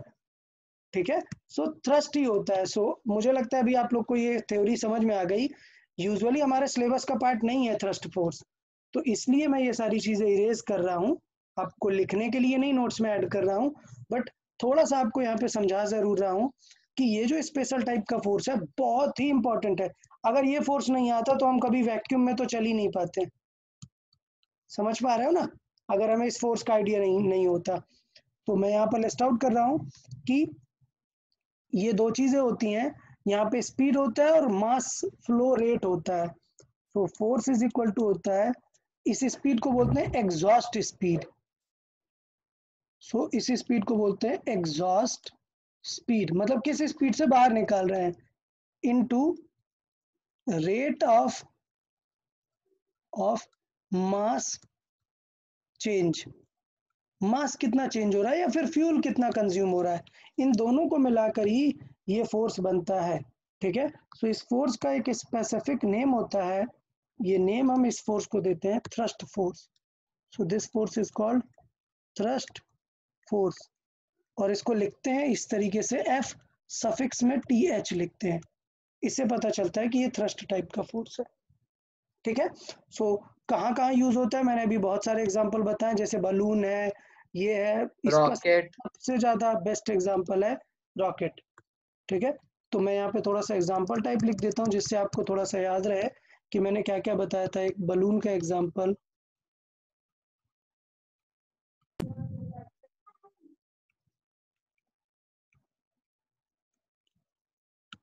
ठीक है, ऐसे बहुत सारे एग्जांपल रहेंगे। अभी गैस सिलेंडर है, सपोज बहुत सडनली अगर गैस सिलेंडर में एक होल हो जाए तो देखते हो सिलेंडर एकदम मूव करने लगता है इधर उधर रैंडमली, कौन से फोर्स की वजह से मूव हो रहा है? Thrust force. ठीक है, बिकॉज गैस यहाँ से एग्जॉस्ट हो रही है एक स्पीड के साथ, इसलिए उसको थ्रस्ट फोर्स लगता है। ठीक है, तो ये हमने सेकेंड लॉ के बारे में बात की है। अच्छा, मुझे लगता है एक्सेलरेशन आपको याद है। हाँ सो मैं अभी यहाँ पर हाँ सर। क्वेश्चन नहीं करवा रहा हूँ। ओके, मैं यहाँ पर अभी क्वेश्चन ज्यादा नहीं करा रहा हूँ क्योंकि आपको एक्सेलरेशन पता है। आप एक्सेलरेशन के क्वेश्चन रिवाइज जरूर कर लेंगे, टेस्ट में रहेंगे। मैं फिर से बोल रहा हूँ, if you know the how to find the acceleration you can be asked of course mass into acceleration. हाँ तो ऑफ कोर्स एक रिवीजन आपको करना पड़ेगा एक्सेलरेशन वाले टॉपिक का, जो मैंने एक्सेलरेशन पे क्वेश्चन कराए थे। अभी आज हम क्वेश्चन प्रैक्टिस करेंगे, बट इन केस टाइम नहीं है हमारे पास ज़्यादा तो आप लोग रिवाइज जरूर कर लेंगे उसमें। सर, हम थोड़ा एक्सटेंड करने वाले हैं नहीं क्योंकि अभी सर 25 मिनट से बच गए। चलेगा, जितना कवर होगा उतना कवर होगा, the rest is all up to you. Let's see the third law. Actually, I have a meeting from 7:15, so I cannot extend. Okay okay, Okay, so let's see the third law. Third law is well known. It is named action reaction. Action action reaction. reaction. So also known as, पहले statement लिखते हैं, या बताएं statement.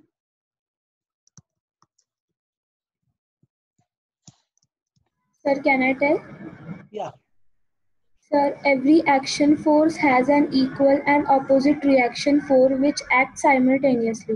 okay, very good, very good. So each and every force,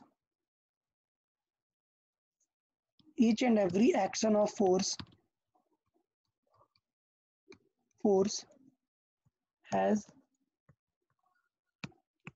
an equal and opposite reaction.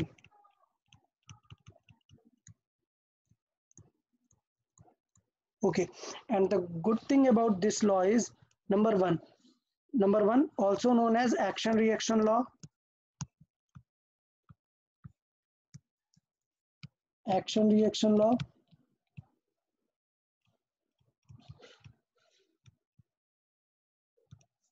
Okay.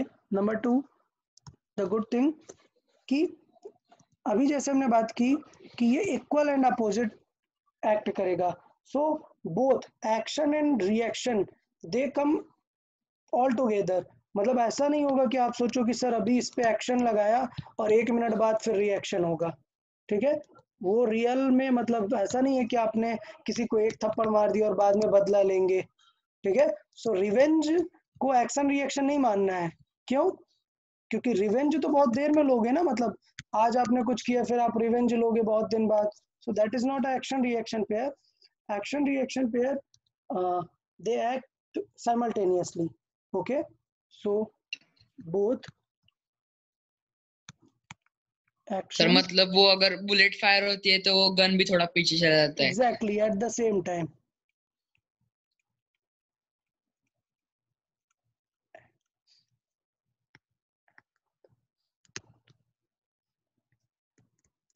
अच्छा, number 3 एक और important scenario है क्या कि ये जो एक्शन रिएक्शन पेयर है ये कभी भी एक ऑब्जेक्ट में ही नहीं लगता. कभी भी एक ऑब्जेक्ट में नहीं होता. हमेशा 2 डिफरेंट ऑब्जेक्ट में होता है. मतलब ऐसा नहीं होता कि आपने इस पे एक्शन किया और इसी पे रिएक्शन लग जाए. रिएक्शन हमेशा दूसरे पर लगेगा, किसी दूसरे पर होगा. तो ये बहुत ही ज्यादा इंपॉर्टेंट हो जाती है ये लाइन. क्या? Action and reaction both acts on different objects, on 2 different objects.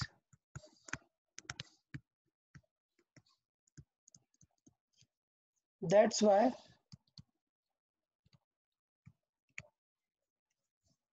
they don't get cancelled.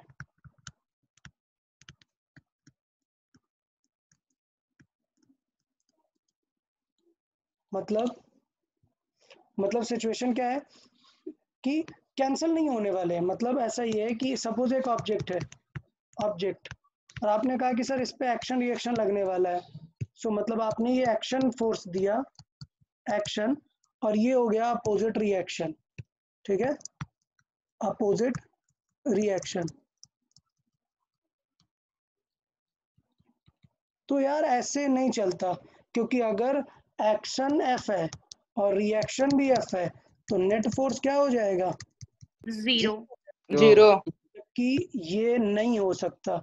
So basically ये एकदम रॉन्ग सिनेरियो है.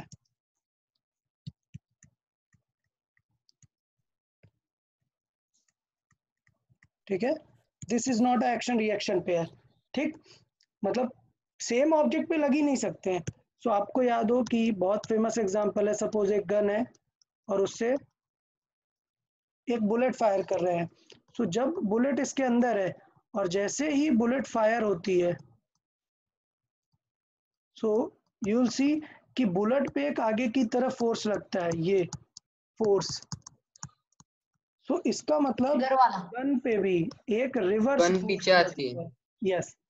सो अगर हम बात करें, ये बुलेट है और ये गन है, सो गन पे भी एक रिवर्स फोर्स लगता है, वो रिएक्शन फोर्स बन जाता है हमारा. सो ये जो फोर्स होगा, वो भी थ्रस्ट है? नहीं, गन पे थ्रस्ट नहीं है. गन पे ऐसा थोड़े ना है कि एग्जॉस्ट कर रहे हैं मासेस को. ठीक है, हाँ. ओके. सो ये बुलेट पे होगा रिएक्शन ना. फोर्स है और ये एक्शन फोर्स है बुलेट पे. बुलेट पे थ्रस्ट नहीं है बेटा. थ्रस्ट के लिए कांटेक्ट की जरूरत नहीं है. विदाउट कांटेक्ट वाली चीजों में थ्रस्ट एक्ट करता है. इसमें तो प्रॉपर मैकेनिकल फोर्स डालते हैं, पीछे से हिट करता है ऑब्जेक्ट. हाँ. ठीक है. अच्छा, सपोज ऐसा वाला एग्जांपल भी आपने काफी बुक में फेमस रहता है. ऐसे बोट होती है, ठीक है, और बोट में से कोई जंप कर रहा है सपोज. और वो इंसान गिरता है पानी में. यस. तो ये पर्सन यहाँ पे बोट के पास पे खड़ा हो गया और ये जंप करना चाह रहा है. ठीक है. सो जब ये जंप करेगा तो बोट थोड़ी आगे जाएगी. करेगा, यस, तो बोट आगे जाएगी. पीछे Backward जाएगी। Backward. जाएगी। इसका मतलब जंप करने के लिए इसने एक फोर्स लगाया, फोर्स, ठीक है। सो इसके वजह से अगर इस पर्सन पे एक फोर्स लगा, सो उसके वजह से एक बोट पे रिएक्शन फोर्स लगेगा और बोट थोड़ा पीछे जाएगी। चेयर वाला एग्जांपल रहता है ना, चेयर में हाँ सर, ये प्रैक्टिकल भी किया है। प्रैक्टिकल पे चेयर पे ऐसे चेयर रहती है और आप यहाँ पे खड़े होकर ऐसे चेयर से जंप करने का ट्राई करते हैं, तो चेयर ऐसे पीछे गिरती है ना, ठीक है। सो वो वाला एक सिनेरियो यहाँ पर हम डिस्कस कर रहे हैं। तो वो क्या क्वेश्चन हो जाएगा, एक्शन रिएक्शन। डन।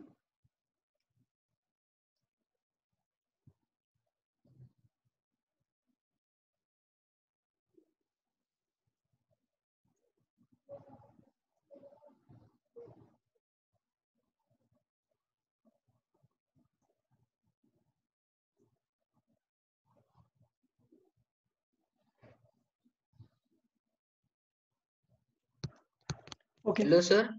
या ओके, सो स्टार्ट करते हैं। या तो क्वेश्चन में बता रहा था, जंप के केस में, आप रिपीट कर सकते हैं क्या बोल रहे थे? नहीं मैंने कुछ नहीं बोला अभी, जस्ट थोड़ा सा एक कॉल आ गया। ओके सी, अभी हम ये क्वेश्चन डिस्कस कर रहे थे, रिवर एंड सपोज बोट और एक पर्सन है। तो हमने भी एक ड्रॉ किया कि यार ये एक बोट है और बोट में से कोई पर्सन जंप कर रहा है। तो इस पर मैंने एक एग्जांपल दिया चेयर वाला, कि सपोज ऐसा चेयर रहता है, ठीक है, और चेयर में से हम सीखते हैं ना जंप करना। तो जब जंप करते हैं तो चेयर पीछे गिरती है। So that is a case of action reaction. आप चेयर में से जंप कर रहे हो, ठीक है। सो वो आगे की तरफ आप जंप करोगे, पीछे की तरफ रिएक्शन फोर्स लगेगा। So that is the example of action reaction pair. तो तीन चीजें ध्यान देनी है, फिर से बात करते हैं। एक्शन रिएक्शन लॉ भी बोलते हैं इसे, and the good thing, action and reaction both at the same time. And the third thing is most important one, कि they act on a different objects.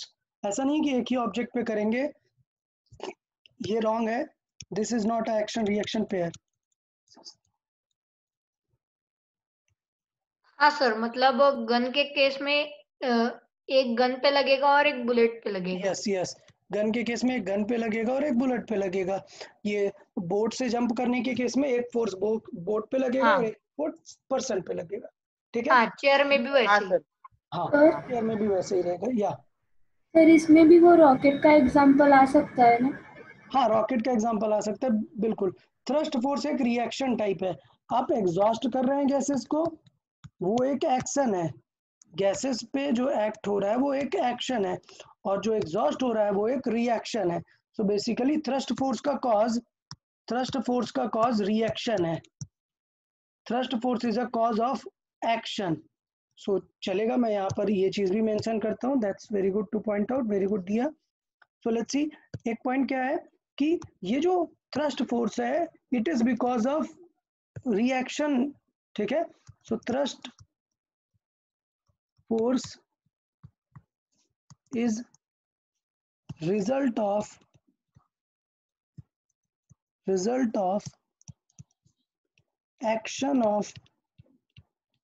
action force on exhaust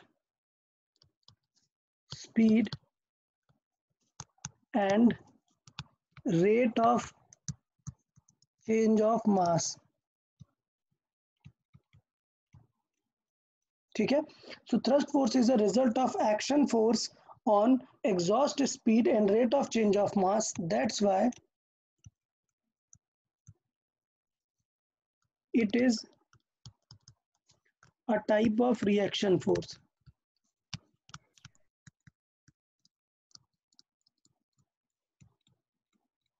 ठीक है। So basically कुछ ऐसा हो रहा है कि यहाँ पर आपके पास पैकेट में बहुत सारा गैसेज है, ठीक है, गैस है, और आप इसमें ऐसे गैस को यहाँ पे गैस को पकड़ के ऐसे यहाँ पर एग्जॉस्ट करा रहे हैं, ठीक है। तो बेसिकली आप एक एक्शन फोर्स लगा रहे हैं। कोई तो इंजन, कुछ तो मशीन, कुछ तो लगाया है ना ये गैसेस को निकालने के लिए। तो ये एक एक्शन है और इसके वजह से इसे एक रिएक्शन मिलने वाला है। ठीक है, so thrust force is a type of reaction force. Okay, so rocket और जो भी कितने थ्रस्ट के एग्जांपल हो जाएंगे वो सब थर्ड लॉ को भी बिलोंग करेंगे। हाँ सर, और ये जो थ्रस्ट था ना उसके बारे में भी न्यूटन ने कुछ एक्सप्लेनेशन दिया था। हाँ हाँ दिया हुआ था। ठीक है, तो अभी बात करते हैं नेक्स्ट कुछ एग्जांपल्स की। जैसे कुछ एग्जांपल है थ्योरेटिकल एग्जांपल जिसमें हमें थोड़ा सा कंफ्यूजन होती है। लाइक एक एग्जांपल है, बहुत ही फेमस एग्जांपल है। क्या, सपोज एक बॉलर जब एक हाई कैच लेता है तो उस केस में कौन सा लॉ वहां पर गवर्न होता है, या कौन सा लॉ एग्जैक्टली एक्ट होता है किस केस के लिए, वो हमें थोड़ा सा डिस्कस कर लेना है। Second law. या लेट्स सी फर्स्ट व्हेन, या good second law. when a bowler catches a high ball and gets hurt,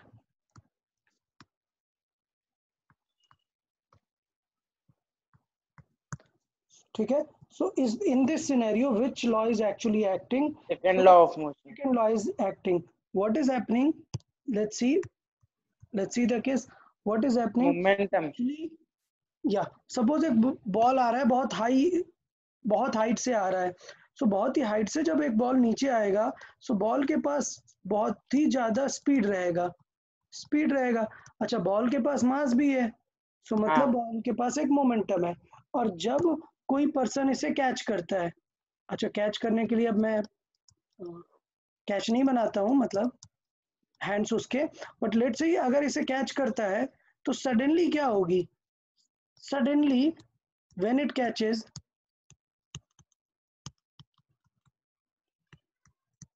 it, तो स्पीड क्या हो जाती है उसकी, स्पीड जीरो। इसका मतलब ये है कि पहले मास भी है और स्पीड भी है, मतलब मोमेंटम क्या है, हाई मोमेंटम है। और अभी मोमेंटम ट्रांसफर हो रहा है क्या? यस, सो अभी मोमेंटम क्या हो गया, जीरो। सो इसका मतलब ये हुआ कि अभी मोमेंटम जीरो हो गया। इसका मतलब ये हुआ कि बॉल का मोमेंटम एकदम चेंज हो गया, जीरो हो गया। मतलब बॉल ने अपना मोमेंटम किसको दे दिया, प्लेयर के हैंड्स में। सो मोमेंटम देने का मतलब है mass into change of momentum देंगे तो बहुत ही कम टाइम लगा, मतलब कि फोर्स क्या होगा, बहुत ही ज्यादा होगा। सो ये अगर है हैंड्स ऑफ प्लेयर, तो मैं यहाँ पे कैलकुलेशन आपको दिखा रहा हूँ। कैलकुलेशन क्या है, F is equal to change in momentum upon time, ठीक। और because time is very less, time used is very less, so इसका मतलब अगर डिनोमिनेटर बहुत ही कम है सो इसका मतलब फोर्स क्या होगा, बहुत ही ज्यादा होगा। That's why it get hurt, because बहुत ही कम टाइम में उसने बॉल को पकड़ लिया सीधा, पहले स्पीड में आ रही थी और उसने बॉल पकड़ लिया, सो बहुत ही कम टाइम कंज्यूम हुआ तो फोर्स बहुत ही ज्यादा लगेगा, इसलिए वो। सर अगर वो बॉलर ने थोड़े से अपने हैंड्स पीछे लिए तो एग्जैक्टली तो हम अभी सिनेरियो यही वाला समझने वाले हैं कि what if that person uses a trick and it starts converting it. अच्छा, इसमें भी ट्रिक है। आप सोचो बॉल आ रही है और आप अपने हैंड्स यहाँ पर है और हैंड्स पीछे कर लो तो आपको कम हर्ट हो, ऐसा नहीं होगा, बिल्कुल नहीं होगा। एक प्रोसेस होनी चाहिए, बॉल आपके हाथ में टच होने वाला हो, जस्ट टच हो जाए, टच होते ही क्या होगी, स्पीड कम होने लगेगी और तब आप अपने हैंड पीछे होगे, तभी तो आप मोमेंटम चेंज में पार्टिसिपेट कर पाओगे। सोचो बॉल आ रही थी, बॉल अभी यहाँ पर है और आप अपने हाथ पीछे कर लिए तो कुछ फर्क थोड़े ना पड़ा, बॉल अब यहाँ जाके हिट हो गई, तो कुछ फर्क नहीं पड़ेगा। हाँ, कैच छूट जाएगा या फिर लगेगा बहुत तेज, बट अगर जस्ट बॉल होगा सर बहुत, हाँ, और तब वो पीछे करेगा तो इसका मतलब ये हुआ कि जीरो करने में उसने टाइम कंज्यूम कर लिया। सो बॉल यहाँ से आ रही थी स्पीड से और मोमेंटम जीरो करने में टाइम कंज्यूम्ड हुआ, ठीक है, time used, so time used is more, okay, then F will be change in Less. momentum upon time, or time is more, that means force is less. So if the player moves his hand back with a proper concentration, मतलब ऐसा नहीं कि कभी भी हाथ With proper time. In proper time, जैसे ही ball touch हो एकदम टच करते साथ ही पीछे करना स्टार्ट कर देगा, तभी वो टाइम ज्यादा कंज्यूम कर पाएगा, और टाइम ज्यादा कंज्यूम करेगा मतलब फोर्स क्या हो जाएगा, कम हो जाएगा, कम हो जाएगा और हर्ट नहीं करेगा. So when player moves,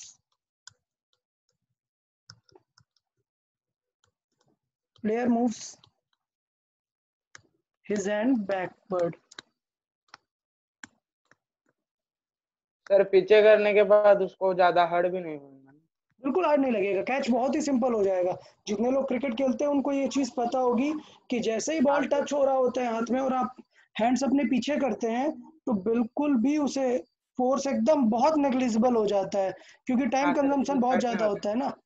even सोचो पहले आपने जस्ट बॉल आई और आपने पकड़ लिया, जैसे ही होल्ड किया आपने टाइम कंज्यूम लेट से लिया 0.01 सेकेंड पहले, और सोचो बाद में आप जब हाथ पीछे कर रहे थे तो आपने 1 सेकेंड लिया, पता है फोर्स का कितना डिफरेंस आ जाएगा अगर आप x डिवाइडेड बाई 0.01 करें और सर अगर फोर्स 10 होगा तो 0.01 में 100 लगेगा 100 टाइम्स, या सो और अगर 1 सेकंड में जस्ट 10 लगेगा। यस, इन दोनों क्वांटिटीज में डिफरेंस देखेंगे so you will see 100 times. देख रहे हो, जो पर्सन डायरेक्ट कैच कर लेता है और जो पर्सन हैंड मूवमेंट पीछे करता है 100 टाइम्स का फर्क पड़ जाता है फोर्स में। तो इस तरीके से हम चीजें थोड़ा सा कर सकते हैं। चले कोई बात नहीं, अभी हम थोड़ा सा क्वेश्चन सॉल्विंग और कर लेते हैं सेकेंड लॉ के। सो सेकेंड लॉ के कुछ एग्जांपल्स देख लेते हैं, आप लोग सॉल्व करेंगे और आंसर टेक्स्ट बॉक्स में मैसेज करेंगे। हाँ नाही पाऊस आलाय. तू जेवली?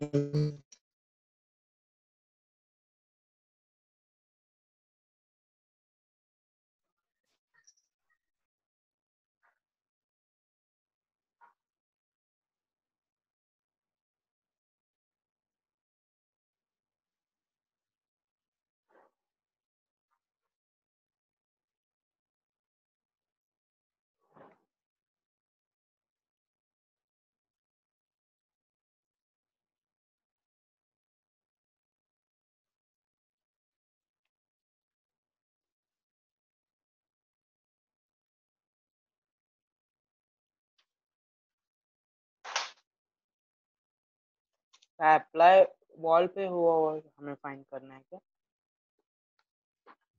हाँ दोनों बातें सेम है ना, एक्शन रिएक्शन है भाई, वॉल पे वो अप्लाई करेगा और वॉल उस पे अप्लाई करेगी, दोनों सेम बातें हैं। सर वो कांटेक्ट के बाद 50 क्या लिखा है, एमएस Yes, मतलब sir, मीटर वो पर सेकंड क्या? ए मीटर पर सर सेकंड नहीं, मिलीसेकंड्स है ना? मिली सेकंड है उसका मीनिंग। Okay sir. रवि मामा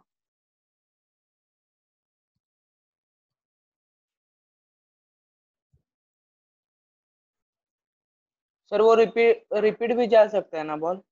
अरे जा ही रहा है यार, इट रिबाउंड्स। 10 मीटर/सेकंड से।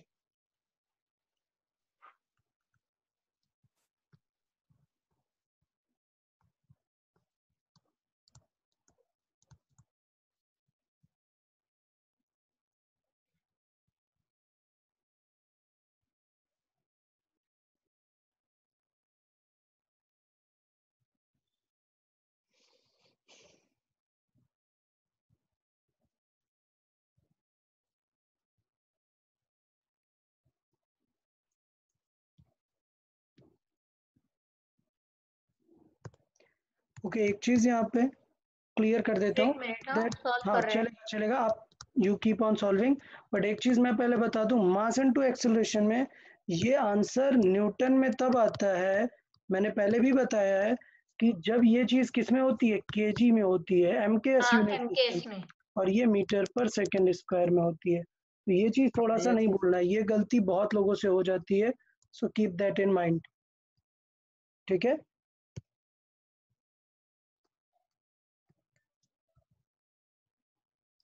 all we need here is the change in speed.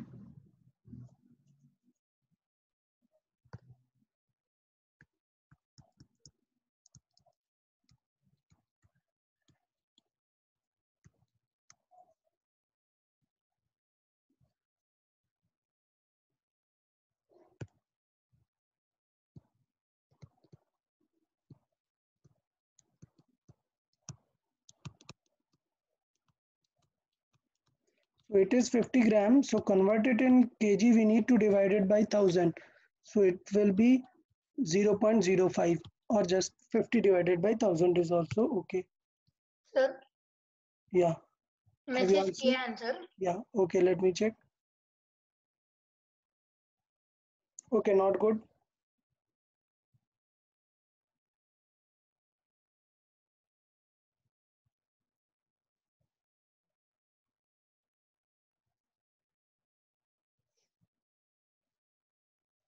Yes. Raj answer is correct. Okay. Good. Good. Yes, Raj. क्या सर? Hello sir, Yeah. आपने कुछ बोला क्या? नहीं, nothing. Just try to solve this value.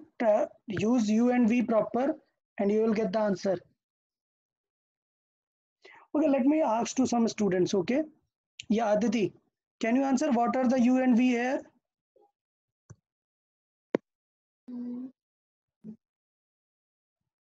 Aditi, Yeah. yeah, what are the u and v here in this question? V is 10 and U is 20. Okay, so u is 20 meter per second and v is 10 meter per second. Is everyone agree with her, or any changes I need to make?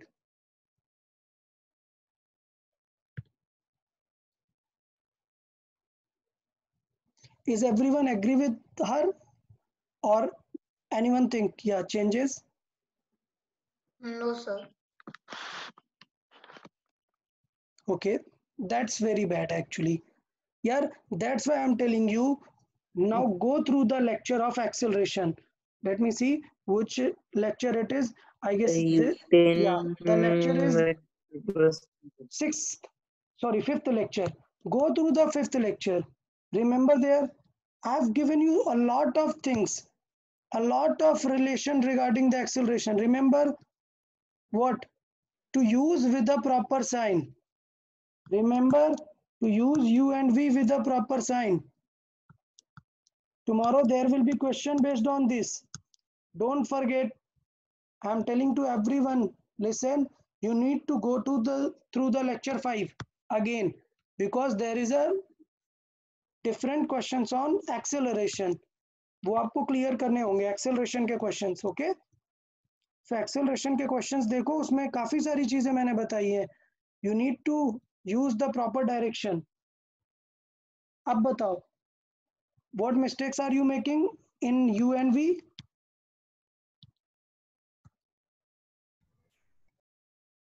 Anyone? Sir, we should have negative sign. Yeah, very good. That's good now. Very good, Diya. So V should have a negative sign because this is in this direction, but the V will be in reverse direction. अच्छा, अभी कुछ लोग पूछेंगे sir अगर wall इस side होता तब क्या होता? तब क्या होता बताओ? तब भी सेम क्राइटेरिया रहता ना? नहीं, तब क्राइटेरिया सेम नहीं, थोड़ा सा अलग होता। U तब कैसा होता? नेगेटिव होता, और V कैसा होता? पॉजिटिव 10 होता। देख रहे हो ना? अगर Yes, ऐसा sir. ले लेते, बट जब भी आप U माइनस V करोगे तो दोनों का साइन डिफरेंस होने की वजह से ऐड ही होने वाले हैं वो। तो यहाँ पर एक क्रूशियल सा पॉइंट जो मिस हो रहा है वो ये है that V will be -10. You can choose a different scenario also. कुछ भी फर्क नहीं पड़ेगा, कुछ भी फर्क नहीं पड़ेगा, वैल्यू ऐड ही होने वाली है बिकॉज दोनों डिफरेंट साइन में है। ठीक है, सो अगर मैं यहाँ पे देखूं सो V minus U, how much it will be? V minus U, V is 10 and U will be minus of -20, so minus minus will become plus plus. होगा। Yeah, so V minus U will be solved as 10 minus of -20, at then the answer will be +30. ठीक है, so ये just मैंने एक side format समझाया है कि if you choose a different scenario the answer will result in same, because अभी मैं यहाँ पे ये वाला फॉर्मूला यूज करूंगा, F is equal to M into V. V is -10 and U is 20 upon time taken. Okay, तो ये situation हो गई। अच्छा, अभी टाइम टेकन में भी मिली सेकेंड है, सो मिली सेकेंड में कन्वर्ट कर लेंगे, 0.5 या हमें 1000 का डिवाइड देना होगा टाइम को मिली सेकेंड में कन्वर्ट करने के लिए। सो जैसे ये हमने केजी में कन्वर्ट किया वैसे ही उसको भी 1000 में कन्वर्ट कर लेंगे।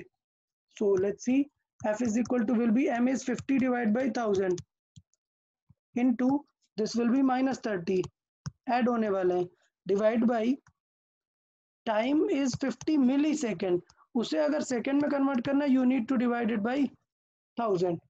So if you see 1000 cancel, 50 cancel, at then you will see F is equal to -30 Newton. Minus is not that necessary, it will just tell कि बॉल पे फोर्स कहाँ लगेगा, लेफ्ट की तरफ, क्योंकि हम क्वेश्चन किसका सॉल्व कर रहे हैं, बॉल का, और बॉल पे किधर लगेगा, राइट साइड पे। So this just tells that force on ball will be left side and force on wall will be right side. ठीक है, मतलब वॉल को फील होगा राइट साइड पे एंड बॉल को फील होगा लेफ्ट साइड पे। ठीक है, क्लियर है सबको? सबको Yes, क्लियर? sir. ओके, तो अभी मैं due to lack of time मैं बहुत सारे एग्जांपल अभी इस लेक्चर में नहीं कराऊंगा, नेक्स्ट लेक्चर में कराऊंगा, but there will be question related to acceleration because you must have a habit of finding this mass into acceleration. सिर्फ एम को मैनेज करना है, ए के बारे में लेक्चर ऑलरेडी 5 पे हमने काफी डिटेल में डिस्कस किया हुआ है। So go through the lecture 5 if you want to score better in this test. Okay, test pattern मैंने बता दिया हुआ है, या 15 question from the graph, 10 question from laws of motion. Okay sir numericals आने वाले हैं ना बहुत सारे? That is a secret. सारी चीजें पढ़नी है, ठीक है, theory and numerical everything will be there. Okay, one more thing, sir 15 question graph के और 10 क्वेश्चन लॉज ऑफ मोशन के क्या? हाँ, और ग्रुप पे मैंने पैटर्न डाल भी दिया है, 15 क्वेश्चन ग्राफ के, 10 क्वेश्चन इसके। अच्छा, एक चीज और, जो लोग लैपटॉप या डेस्कटॉप से देते हैं एग्जाम, ठीक है, so they can use the web link जो ऑलरेडी है, ठीक है, बट जो लोग मोबाइल से देते हैं उनके लिए मोबाइल ऐप है, वो ऐप मैंने पहले ग्रुप पे पोस्ट किया हुआ था, कुछ लोगों को वो इंस्टॉल होने में प्रॉब्लम था।